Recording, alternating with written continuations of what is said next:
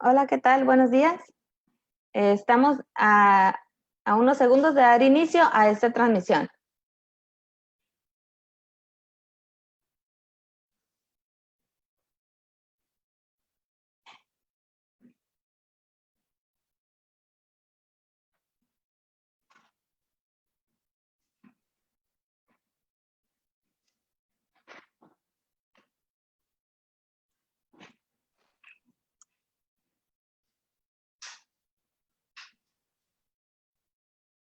Ok,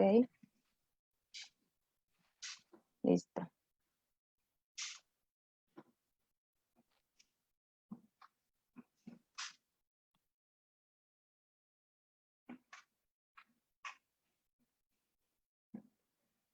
Muchas gracias por estar aquí con nosotros el día de hoy, en esta transmisión que hemos preparado con mucho gusto para ustedes.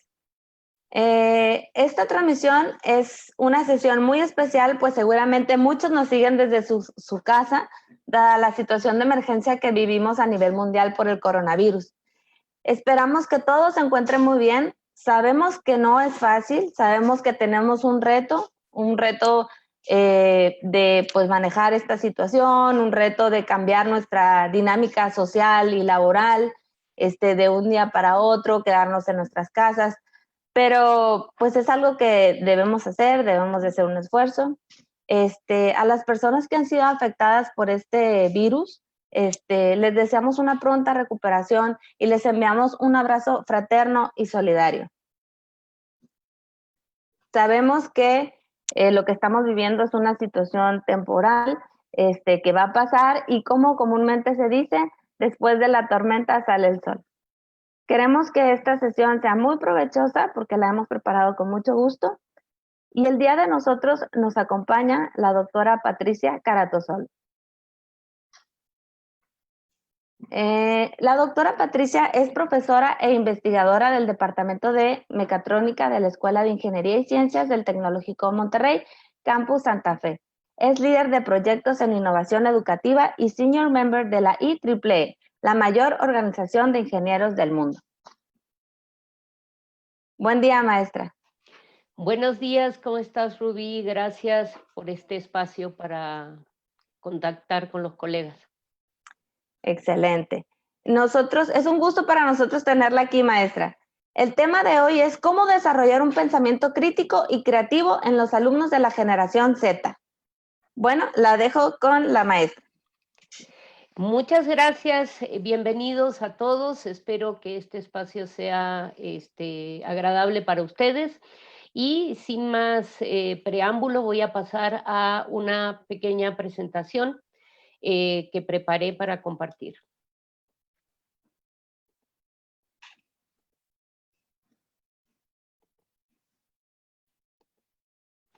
Bien, como dijo Rubí, hoy les voy a comentar un poco sobre lo que trabajé con un equipo de investigadores sobre cómo desarrollar un pensamiento crítico y creativo en alumnos de la generación Z.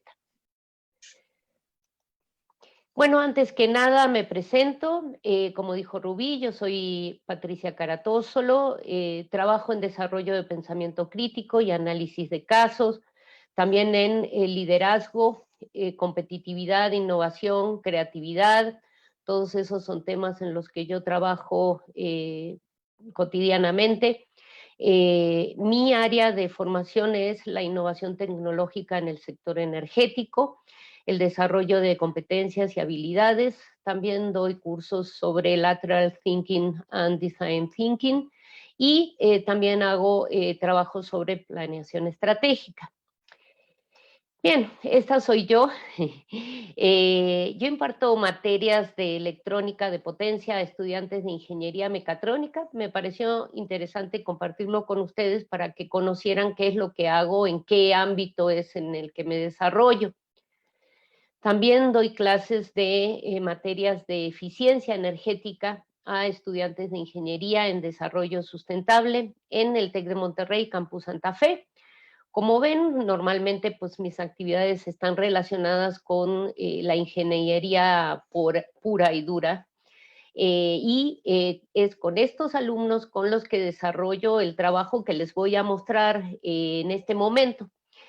Creí importante hacerles notar precisamente que yo no doy clases de pensamiento crítico, sino que incluyo el pensamiento crítico en mis actividades diarias con mis alumnos, porque de esta manera pienso que también a ustedes podría llegar a servirles. Bien, ¿qué fue lo que me llevó a trabajar en este tema? Les estoy mostrando una tabla que aparece en el documento del World Economic Forum del 2016, donde habla sobre las características que deberían tener, las 10 competencias que debería tener un profesional eh, a lo largo de su trabajo. Vemos que en el 2015, en la tabla de la derecha, teníamos el pensamiento crítico que estaba en cuarto lugar y la creatividad que estaba en el 10º lugar. Sin embargo, al día de hoy, al 2020, tenemos que el pensamiento crítico y la creatividad están ahora en el 2º y 3er lugar, lo cual nos hace pues dar cuenta de la importancia de estas competencias y además nos muestran algo que pues tiene que ver con la criticidad también. Si se fijan, el último elemento en la tabla del 2020 es flexibilidad cognitiva. ¿Qué querrá decir esto? Querrá decir que en el 2025 igual vamos a tener que estar ocupándonos de eso. Yo creo que sí. Entonces, bueno, pues a partir de este llamado que nos hacen las acreditadoras internacionales y las organizaciones internacionales sobre lo que se necesita, es que empezamos a trabajar con un equipo de investigadores. Les presento al equipo, la doctora Ciranda González, el doctor Álvaro Álvarez, la doctora Gabriela Sirkis, que es de la Universidad de Buenos Aires, Argentina, y una servidora, Patti Caratósolo. Los 4 trabajamos desde hace varios años apoyados por proyectos Novus. ¿Qué son los proyectos Novus? Son un fondo que tiene el Tecnológico de Monterrey para apoyar en los temas de innovación educativa. Estos proyectos duran 1 año y medio, tienen un pequeño presupuesto y a partir de eso fuimos avanzando en esta investigación con los resultados que les voy a mostrar. Actualmente estamos desarrollando el tercer proyecto Novus, que tiene que ver con el laboratorio de storytelling y creación de podcast. Bien, ¿cuál fue la situación problemática que detectamos hace 5 años? Nos dimos cuenta de que se trataba de un efecto dominó. El primer elemento, el primer problema de este efecto dominó fue la reducción del vocabulario activo de nuestros estudiantes. El segundo problema que notamos fue la inseguridad en la comunicación oral y escrita. Y el tercer problema es la dificultad para el desarrollo del pensamiento crítico. Quiere decir que nos dimos cuenta que no podíamos atacar directamente el problema del pensamiento crítico o el desarrollo del pensamiento crítico si no trabajábamos antes los otros 2 problemas. Algunos de ustedes mandaron unas preguntas en avance, digamos, y quizás esta lámina pueda empezar a contestar esas preguntas. ¿Cuáles son las características de los jóvenes de la generación Z? Primero, ¿quiénes son? Bueno, son los jóvenes que hoy tienen entre 24 y menos de 24 años, digamos, y que ya están llegando a la universidad. Es por eso que pues nos estamos ocupando de ellos. Las características es que ellos, la primera característica, se entretienen con plataformas visuales pasivas, como YouTube, Instagram, Snapchat. Luego leen solo breves textos predigeridos. Quiere decir que se entretienen muy poco tiempo leyendo textos complicados. no ejercitan la concentración por periodos largos, prefieren no realizar esfuerzos cognitivos. Si hay una actividad que requiere un esfuerzo cognitivo, prefieren hacer algún sucedáneo, por ejemplo, ver un video donde se les explique un problema. Las redes sociales luego estimulan solo relaciones virtuales, ellos solo se manejan muy cómodamente en lo que ahora estamos haciendo nosotros, conectándonos a través de la red. Escriben mensajes de texto cortos en WhatsApp. Estos mensajes carecen de gramática, de un ordenamiento sintáctico y además, pues como ustedes saben, pues tienen muchas abreviaturas. El texting es un lenguaje muy diferente al lenguaje, por ejemplo, al lenguaje español. Y luego ellos expresan opiniones a través de memes y emojis. Los memes y los emojis pues son muy divertidos, la verdad, a todos nos gustan, pero reemplazan un montón de contenido semántico que podrían tener el lenguaje escrito. Y de esta forma ellos van dejando de practicar esta capacidad del lenguaje, que hasta hace muy poquito tiempo era nuestra característica innata. Aquí les puse la portada de un libro muy, muy interesante, muy actualizado. Lo sacó Cory C. Miller y Megan Grace hace apenas 5 años. Y yo creo que es uno de los mejores textos para entender cuáles son las características de la generación Z y sobre todo poder distinguirla de la generación anterior, de la generación Y, de los millennials, ¿no? Estos jóvenes que ahora tienen más de 25 años y que puede ser que todavía estén, pues que tengamos contacto con ellos a nivel licenciatura o también a nivel maestría.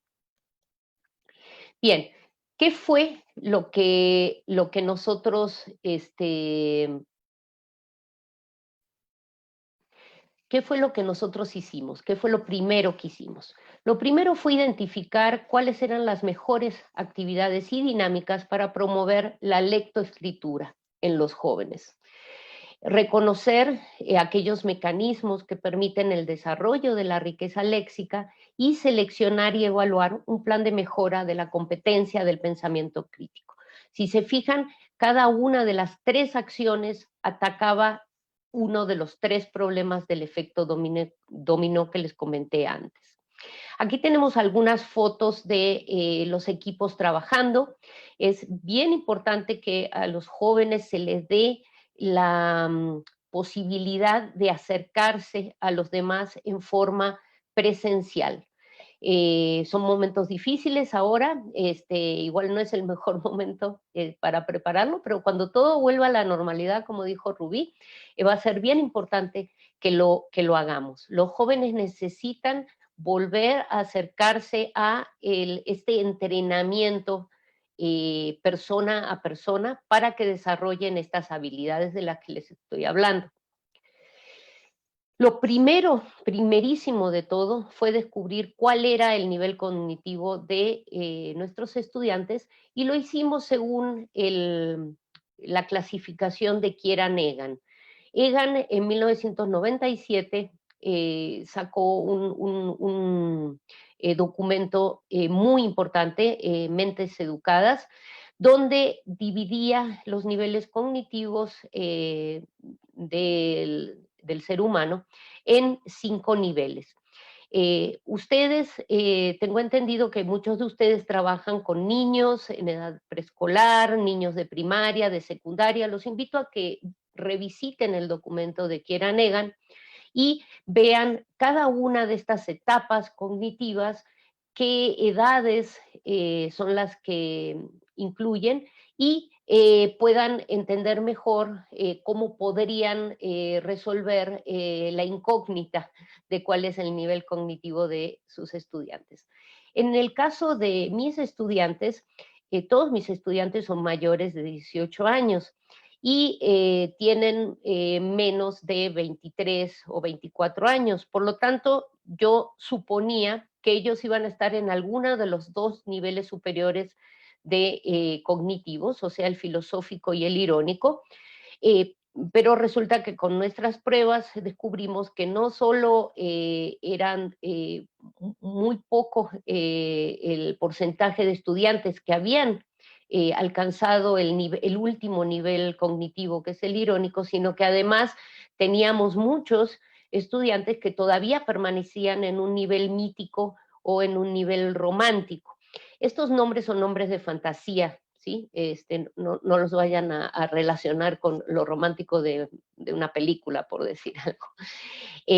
Bien, pues ese fue nuestro primer descubrimiento. Como les digo, darnos cuenta que los estudiantes no estaban, aunque tenían edades similares, no estaban todos en el mismo nivel. Bien, ¿qué fue lo primero que empezamos a hacer? Empezamos a hacer debates literarios y en esta otra foto encontramos algunas de las viñetas del libro del mes. Recurrimos a actividades de escritura manual para desarrollar en ellos esta conciencia de lo que estábamos haciendo, y aquí nos pueden ver en los jardines llevando el debate literario a todos los rincones de la universidad. ¿Para qué hicimos esto? Lo primero fue, como les decía, incrementar el acervo léxico de los jóvenes, luego mejorar sus habilidades comunicativas, tanto orales como escritas, y por último, recién desarrollar la competencia suave relacionada con el pensamiento crítico. Aquí pueden ver el trabajo que realizamos en el salón de clase. Recurrimos a pequeños pizarrones, unimos las mesas, hicimos que ellos se reencontraran con lo que significa la palabra oral y escrita. ¿Cómo lo hicimos? Primero detectamos las variaciones en la capacidad léxica de nuestros estudiantes para tratar de descubrir qué porcentaje de estudiantes teníamos en cada uno de los niveles cognitivos. Luego identificamos las estrategias de fomento de la lectoescritura, y aquí agregué una palabra bien importante. No solo la lectoescritura, sino que fuera lectoescritura crítica. Los invito a que revisen materiales que tienen que ver con la criticidad en la lectoescritura. Es el primer paso para poder obtener criticidad en el pensamiento. Y por último, pues el diseño de las actividades. Aquí los ven a los estudiantes trabajando de formas que no suelen trabajarse en la universidad. Los colegas que estén ahora viendo este webinar y sean de nivel primario o secundario, me van a decir, pues es lo mismo que nosotros hacemos, trabajamos con papel y lápiz.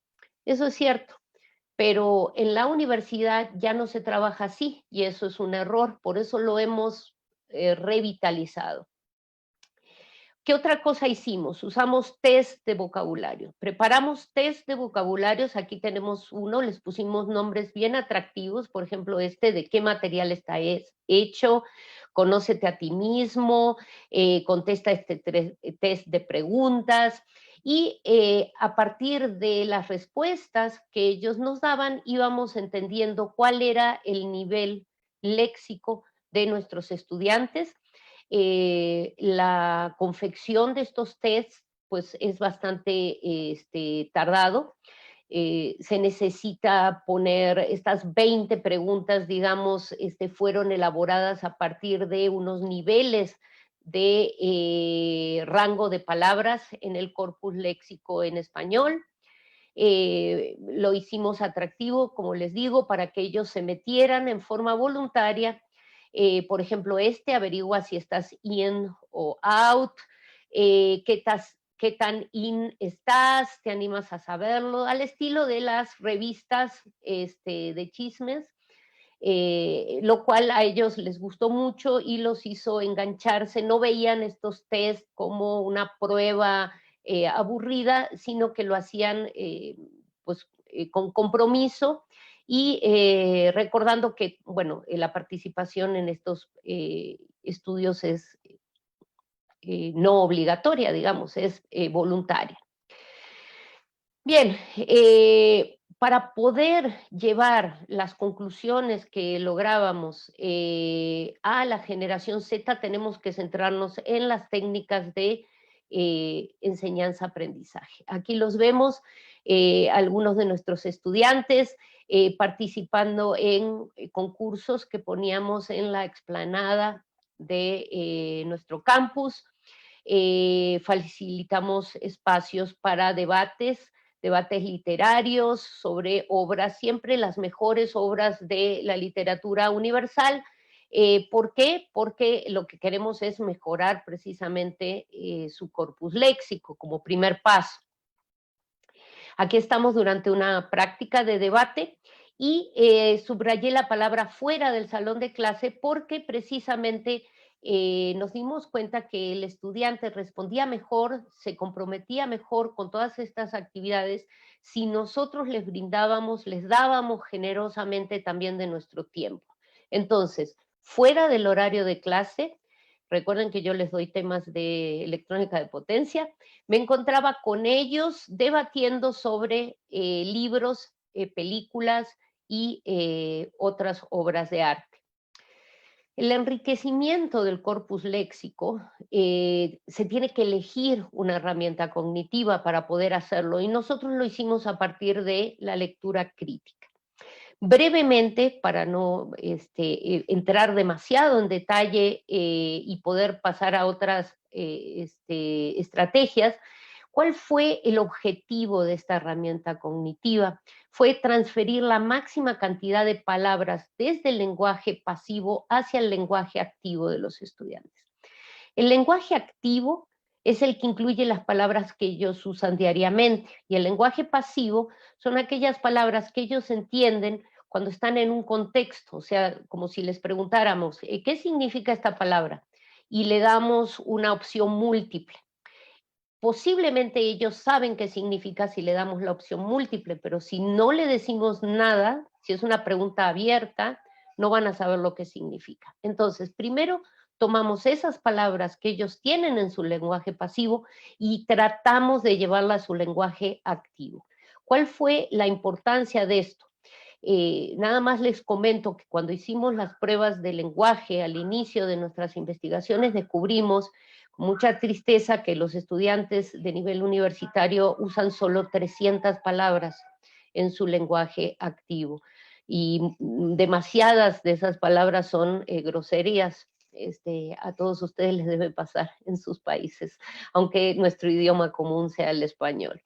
Bueno, pues esta fue una primera herramienta elegida. Para eso rescatamos obras de teatro muy buenas, como por ejemplo la de nuestra gran escritora Elena Garro, cumpliéndose aniversarios luctuosos, rescatamos obras muy buenas de autores consagrados de la literatura mexicana.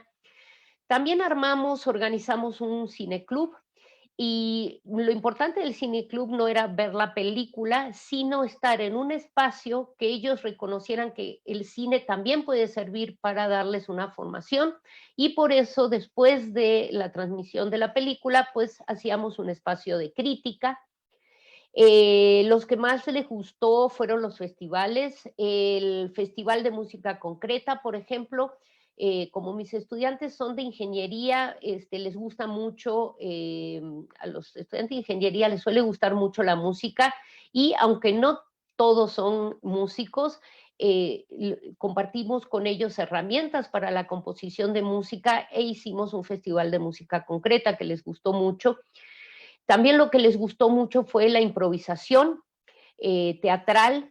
Magic Impro fue uno de los eventos que también les gustó mucho. Les estoy dando una serie de actividades para darles ideas de cómo lográbamos que ellos se metieran en un ambiente donde hubiera más palabras para que ellos pudieran utilizar en su corpus léxico.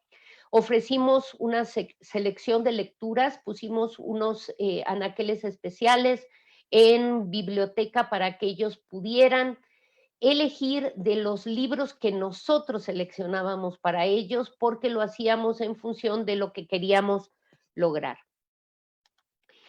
Bien, ¿cómo pasamos al segundo estadio? La formación de hábitos de discurso coherente. Lo hicimos a través de la escritura de guiones de radio. ¿Por qué fue esto? Bueno, porque el ejercicio y la práctica de la continuidad discursiva les da a ellos un ordenamiento de significados para lograr coherencia en los discursos, tanto escritos como orales. Y reemplazar esos hábitos de discurso fragmentario que ellos tienen y esporádico, que son los que les promueven las redes sociales y la verdad que ejercen una influencia intelectual desintegradora en lo que tiene que ver a el pensamiento. También hicimos confección de cómics, lectura de clásicos, concursos de video, concursos de poemas, armar poemas, sacando versos de diferentes poemas, haciendo como collage de poemas. Y bueno, ya llegamos a la última parte de nuestras estrategias, que como les decía fue la escritura de guiones de podcast y en nuestra estación de radio. Tenemos una estación de radio, tenemos la suerte de tener una estación de radio desde la cual podemos transmitir por internet.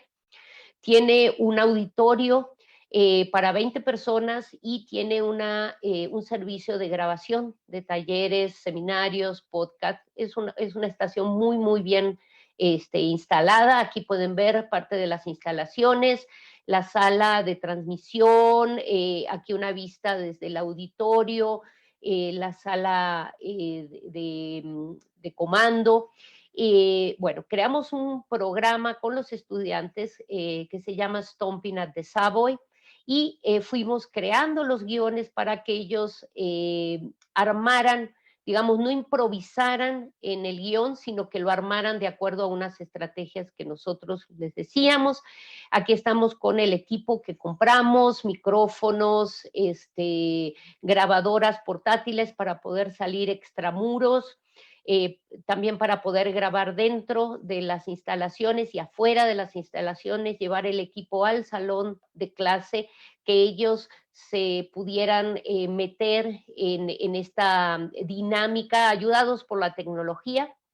Y bueno, el resultado es que grabamos 132 podcasts hasta ahora sobre arte, literatura, música, cine y teatro.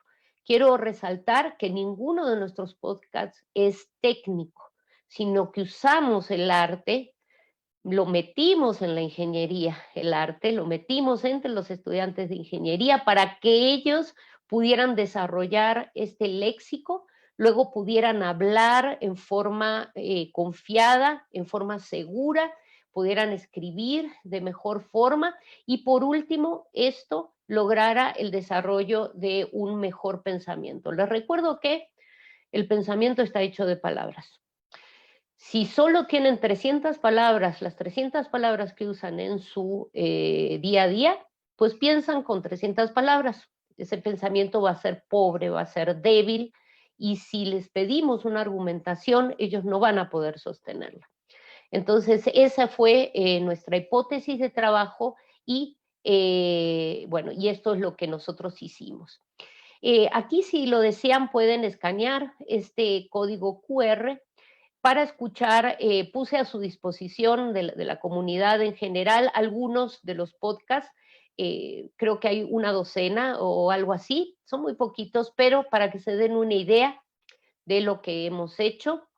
Entonces, esta es la liga a Mixcloud, donde subimos nuestros podcasts que hacemos con los estudiantes. Recuerden que ellos son los que hacen los guiones.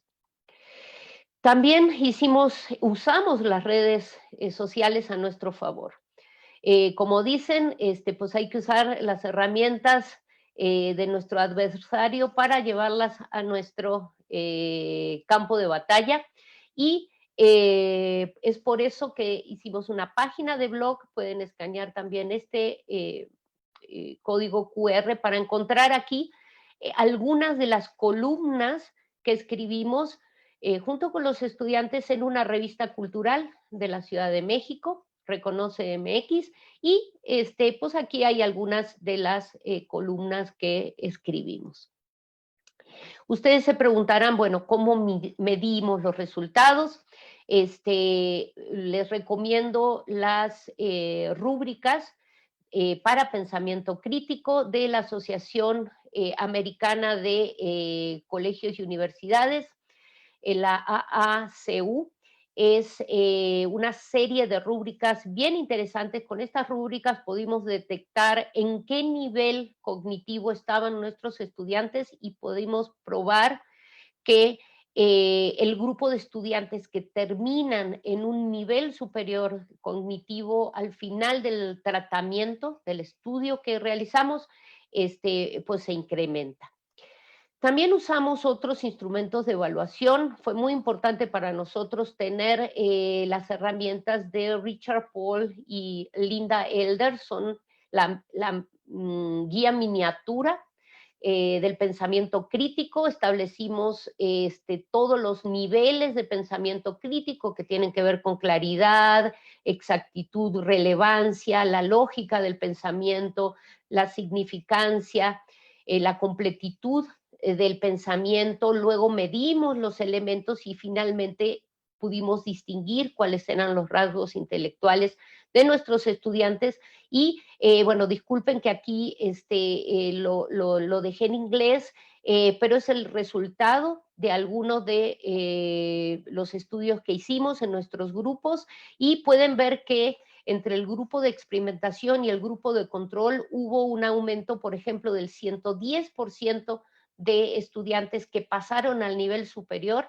y una reducción del 35% de los estudiantes que se quedaron en el nivel más bajo cognitivo, a pesar del tratamiento. Y bueno, pues aquí tenemos fotos de nuestros estudiantes. A ellos les gusta mucho que la instrucción sea explícita. Hay que explicarles lo que se está haciendo, no hay que hacerlo en forma oculta. En cada clase hay que decirles lo que se está haciendo y para qué. Hemos regalado libros, hemos hecho actividades, concursos, exposiciones, festivales, hemos llevado las grabadoras al salón de clase. Y bueno, este es el resultado de lo que hemos hecho. Y bueno, Rubí, ya estoy lista para las preguntas. Voy a salir de la presentación. Y aquí abajo, antes de salir, está mi correo electrónico pcaratosolo@tec.mx, por si se quieren comunicar personalmente conmigo. Estoy a su disposición. Y bueno, ahora estoy lista para las preguntas. No sé si ya tienes alguna participación de nuestros colegas. Sí, sí, maestra. Ya tenemos varias preguntas. Les comento a la audiencia, los siguientes 30 minutos son de preguntas y respuestas. Entonces, envíennos sus preguntas. También nos sirve mucho que nos compartan de qué país nos siguen. Y también recibirán una parte de preguntas sobre una encuesta que nosotros les enviaremos y que pueden responder en su pantalla. Muy bien. La primera pregunta es de Ángela María y pregunta, ¿qué rango de edad son la generación Z? Bien, mira, los últimos jóvenes, digamos, los últimos individuos de la cohorte de la generación anterior son de 1994. Entonces, podríamos considerar que los nacidos después de 1995 ya son de la generación Z. Ahora, la última generación, la de los niños de hoy en día, es la llamada generación T, generación táctil, que empezó en el 2010. Entonces, los más jóvenes de la generación Z tienen 10 años y los mayores de la generación Z tienen 25, podríamos decir. Correcto. Muy bien. La siguiente pregunta es de Gabriel Magallón, de México. ¿Qué estudios respaldan la información de la generación Z? Bueno, mira, el estudio de los comportamientos de las diferentes cohortes en una población lo hacen especialistas en antropología. Entonces, yo creo que hay un montón de documentos que nos pueden servir para conocer estas características y respaldar estas características. Les recomiendo, si no quieren meterse en documentos demasiado especializados, que pueden entrar a Google Scholar, y allí es donde la mayoría de los investigadores ponen sus documentos, sus papers, sus descubrimientos, y sobre todo que se fijen siempre en documentos que estén avalados por revistas científicas. A veces algunos compañeros hacen referencia a páginas de internet. Yo no lo recomiendo, no está, no hay una verificación de lo que se escribe en estas páginas. Muchas personas se presentan como especialistas y luego provocan una desinformación. Entonces, yo creo que lo mejor siempre es referirnos a los documentos de asociaciones internacionales como el World Economic Forum, como la OSD, la Organización para los Estudios Económicos, y también las proceedings, las memorias de los congresos internacionales avalados en el tema de innovación educativa. Muy bien. La siguiente pregunta es de Maura de Perú. ¿Cuáles serían los procesos cognitivos involucrados en el desarrollo del pensamiento crítico de los adolescentes? Bien, mira, esta pregunta es bien interesante. Como les decía hace un rato, el pensamiento está hecho de palabras.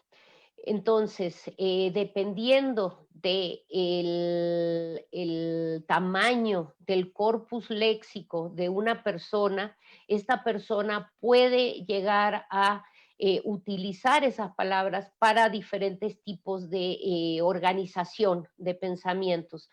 La más conocida, que seguramente ustedes también utilizan, es la organización argumentativa, ¿no? Es una de las organizaciones más comunes del pensamiento, hacer un argumento y defenderlo, pero tenemos muchos otros. Tenemos que ver la precisión del pensamiento, tenemos que ver la lógica de los pensamientos. Hay muchas etapas que hacen a la criticidad del pensamiento, y tenemos que revisarlo en función de siempre, sobre todo, el nivel cognitivo de las personas.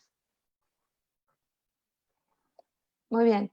Aide Quiñones pregunta, ¿qué técnicas y estrategias debemos saber para fomentar el pensamiento crítico?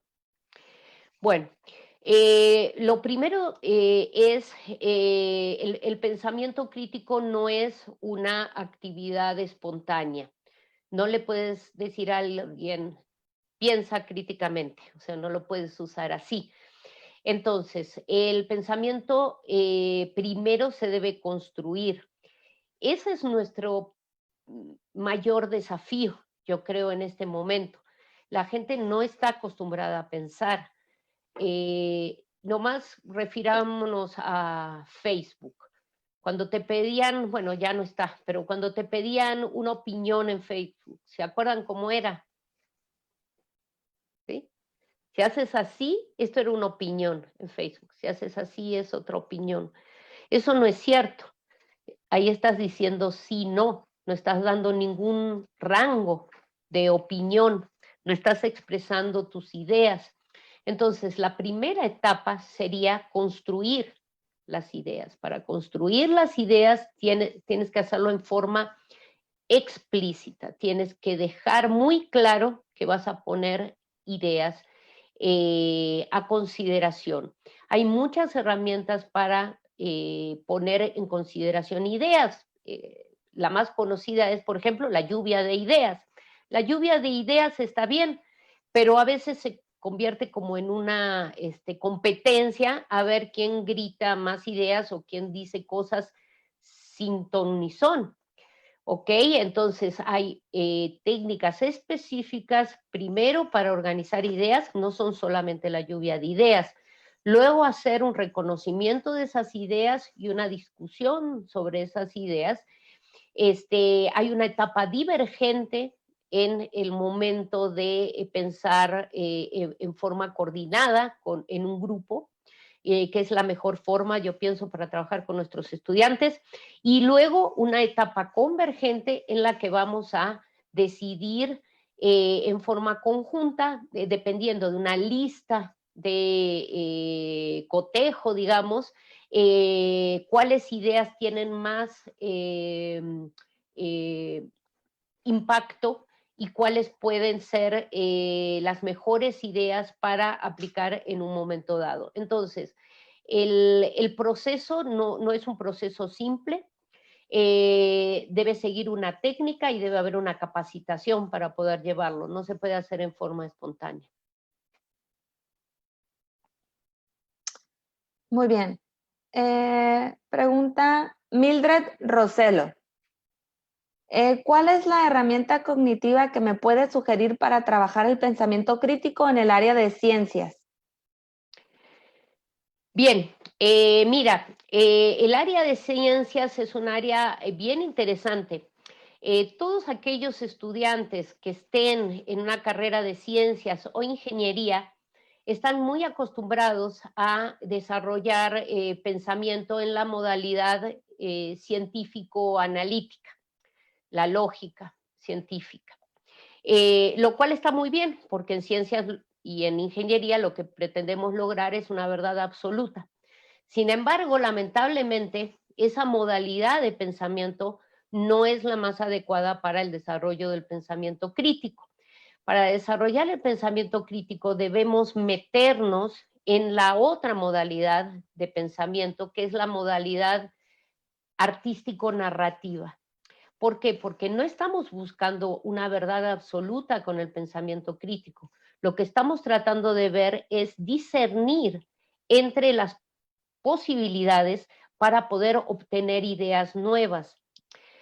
No hay forma de que obtengas una idea nueva si solo te manejas en la modalidad lógico-científica. Por decir, fuerza igual a masa por aceleración, no cambia, no va a cambiar nunca. Si no hubiera una persona que hubiera pensado que esa ecuación podía cambiar, hoy no tendríamos el conocimiento sobre la relatividad.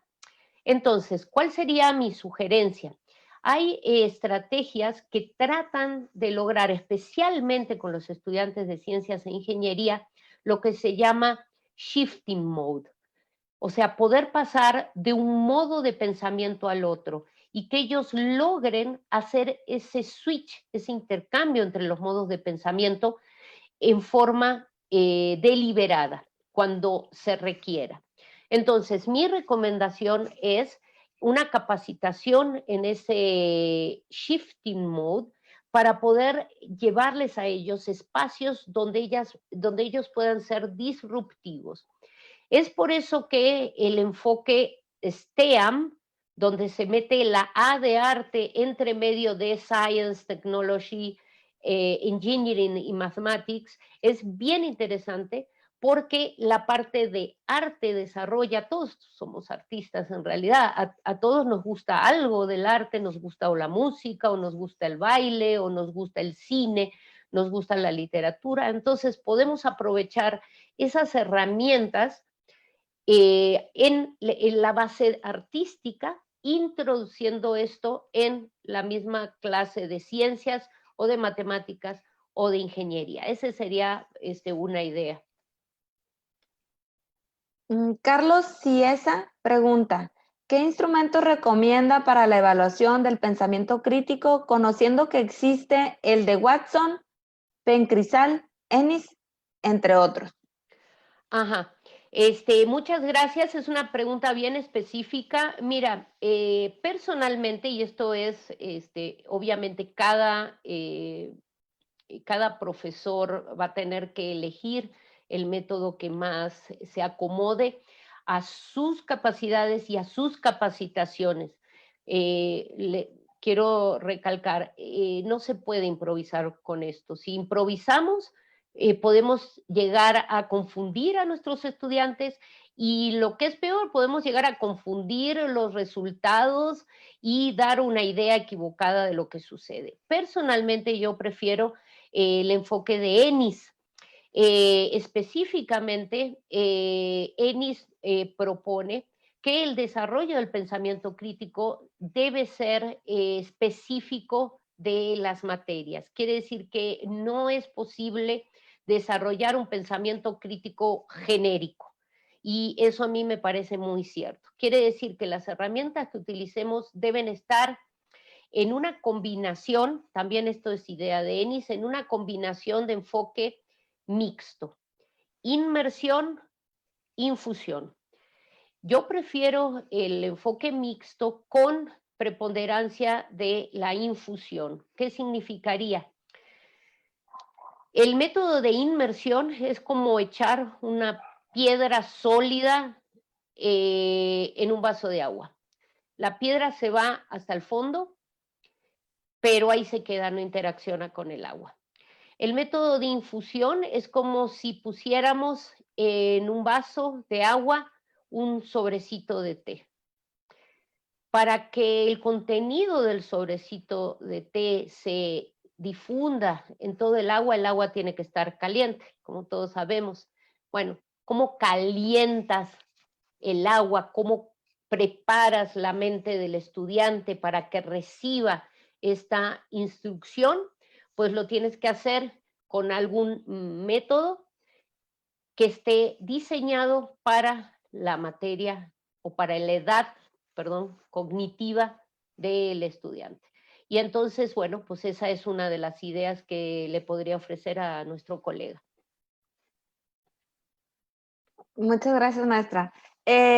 También Carlos Ciesa nos pregunta, ¿se puede desarrollar el pensamiento crítico en personas con necesidades especiales del tipo cognitivo y físicas en ese rango de edades? Sí, claro que sí, claro que sí. Mira, las discapacidades intelectuales lo que implican es una diferencia en la edad cognitiva de la persona.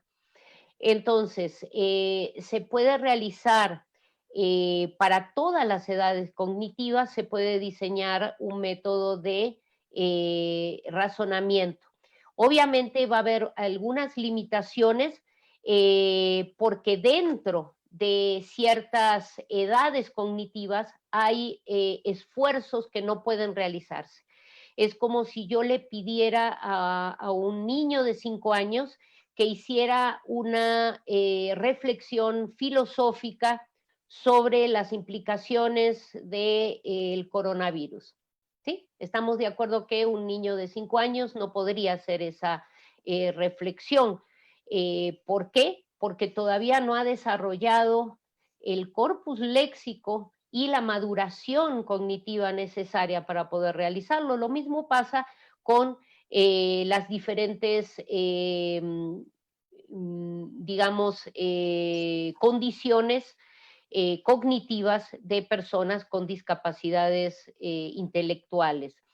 Primero habría que hacer un diagnóstico de cuál es la edad cognitiva del grupo, ¿sí? Y luego trabajar con las herramientas para el desarrollo dentro de ese rango cognitivo. En cuanto a las discapacidades físicas, no hay ninguna limitación, aunque el cuerpo nos ayuda, lo que se llama el enfoque de Embody, nos ayuda a poder hacer nuevos enlaces en nuestro cerebro.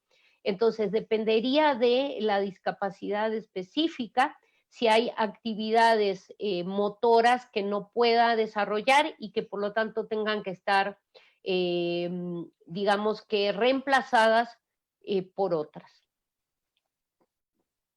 Víctor Abel pregunta, ¿cómo trabajar la falta de atención o dispersión que presenta la gran mayoría de la generación Z?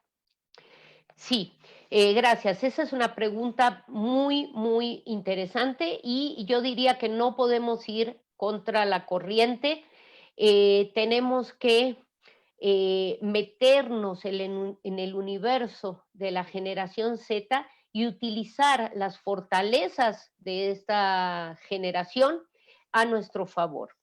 Entonces, definitivamente ellos no están acostumbrados a hacer esfuerzos cognitivos grandes, porque cuando ellos quieren entretenerse, por decir, el entretenimiento favorito podría ser ver a un videogamer transmitiendo una partida de un videojuego. Ese es un entretenimiento que les gusta mucho, por ejemplo, a los jóvenes.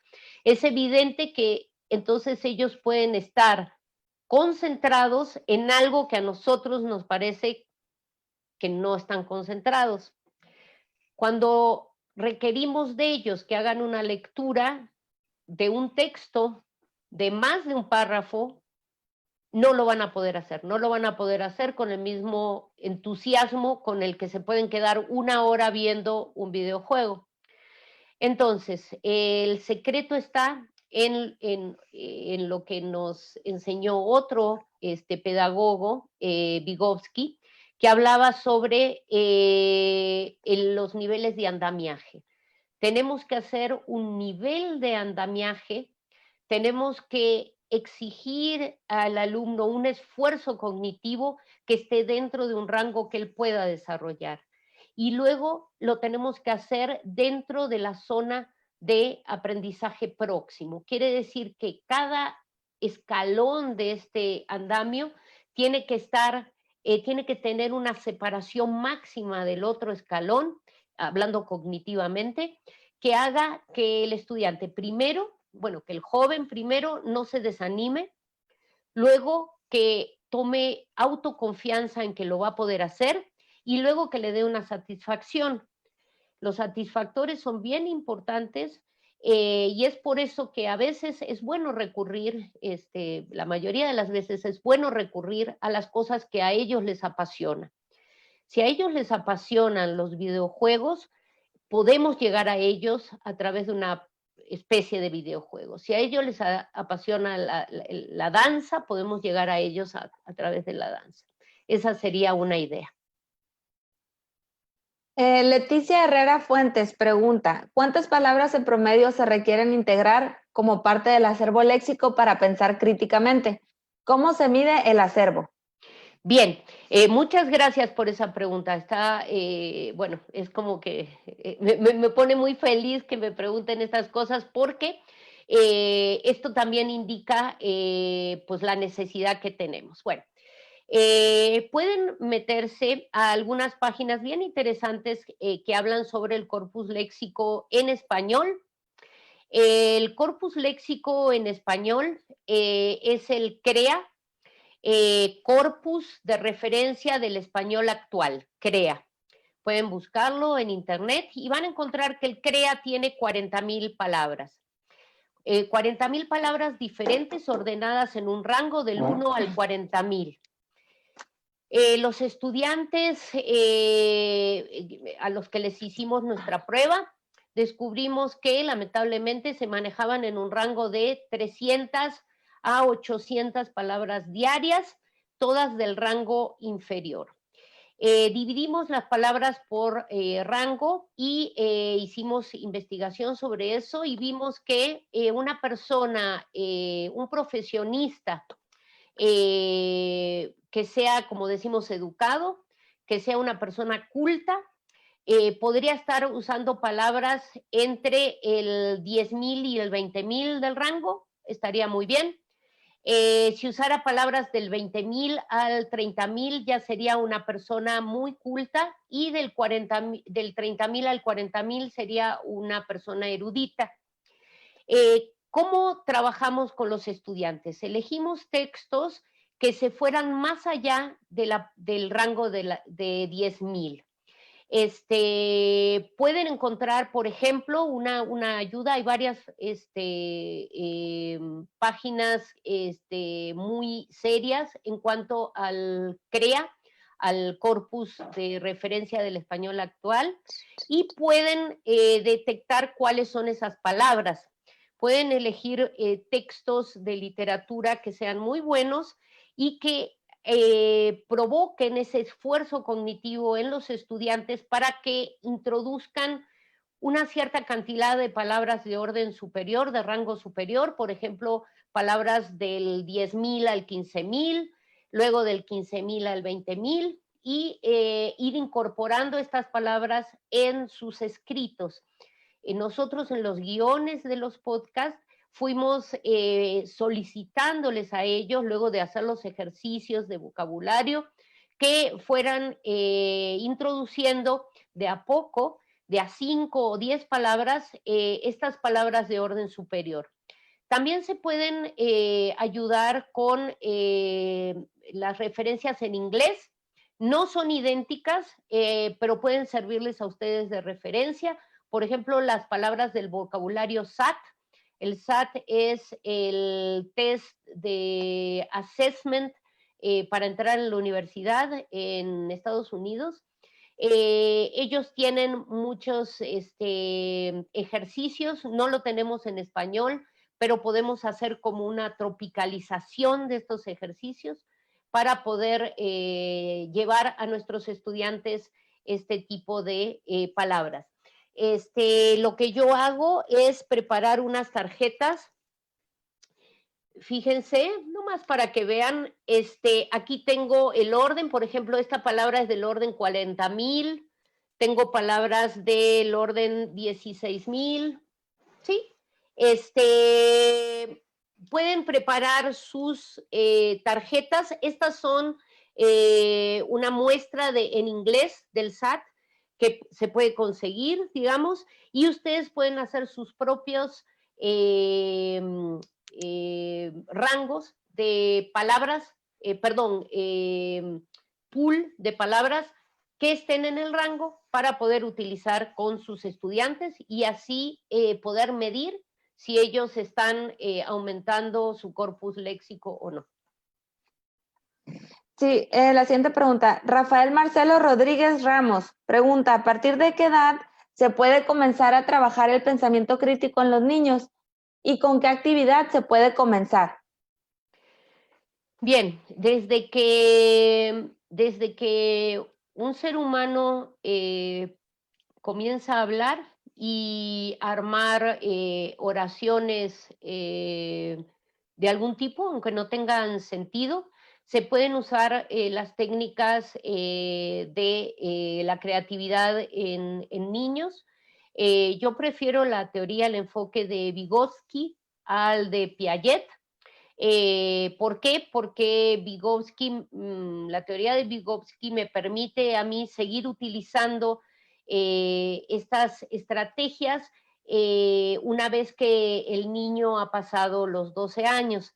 Entonces, yo uso estrategias similares a las de Vygotsky, pero adaptadas a lo que se llama la andragogía, o sea, a la pedagogía, pero de adultos.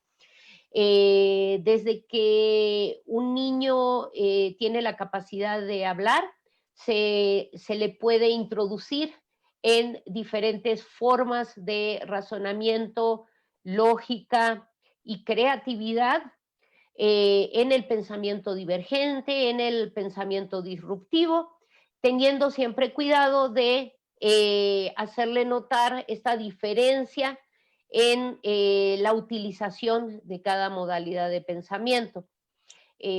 Como les decía antes, yo tengo estudiantes mayores de 18 años, sin embargo, muchos de mis estudiantes todavía tienen una edad cognitiva relacionada al desarrollo de los 15 años, su maduración intelectual, digamos. Es gente que son jóvenes que disfrutan mucho, por ejemplo, de unas películas de superhéroes. La filosofía de un superhéroe corresponde a un nivel cognitivo que está dentro del rango mítico, ¿sí? Como su nombre le indica, la mítica del héroe, del superhéroe, del poder de los dioses sobre los humanos. Luego tengo estudiantes que están en un nivel romántico. Si lo viéramos desde el punto de vista de qué es lo que les atrae las relaciones entre a nivel persona y no se preocupan de a nivel sociedad o nivel humanidad, digamos, ¿no? Entonces sí se puede hacer. Dentro de cada edad cognitiva se pueden desarrollar dentro de ese nivel, claro que sí. Pregunta Susana Álvarez López, ¿el estudio que realizaron está publicado o lo van a publicar? ¿Dónde lo puedo conseguir? Pregunta.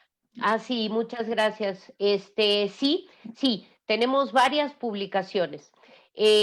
Podemos hacerles llegar, pueden buscar en mi perfil, Patricia Caratósolo, en Google Scholars o buscarme en ResearchGate y ahí tengo una lista de las publicaciones.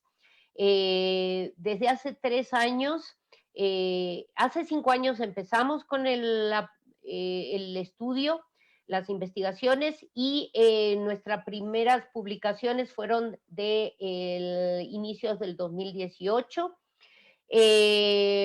Publicamos especialmente en congresos de innovación educativa.